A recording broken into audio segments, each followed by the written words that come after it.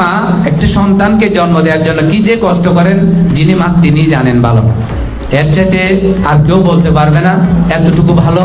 এই জন্য মায়েরা এত কষ্ট করে একজন সন্তানকে লালন পালন করেন। আমি গতকাল আমার একটা প্রতিষ্ঠানে আমি বলছিলাম ফলাফল প্রকাশে, ছোট্ট বাচ্চাদের মানুষ করা এর চাইতে বড় কঠিন কাজ আর কেউ হতে পারে না। একজন মা এত কঠিন কাজটাই করেন। আপনি দেখেছেন পোস্টারে?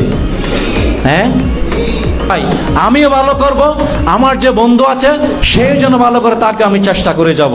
এটাই হচ্ছে স্টুডেন্ট লাইফে একজন শিক্ষার্থীর মেইন শিক্ষা হওয়া উচিত। আর আমার যদি ফার্স্ট হওয়ার ইচ্ছা না থাকে, আমি কোনোদিন সেকেন্ড থার্ডও হতে পারবো না। সেকেন্ড হওয়ার ইচ্ছা, থার্ড হওয়ার ইচ্ছা না থাকলে আমি হয়তো পাশই করতে পারবো না।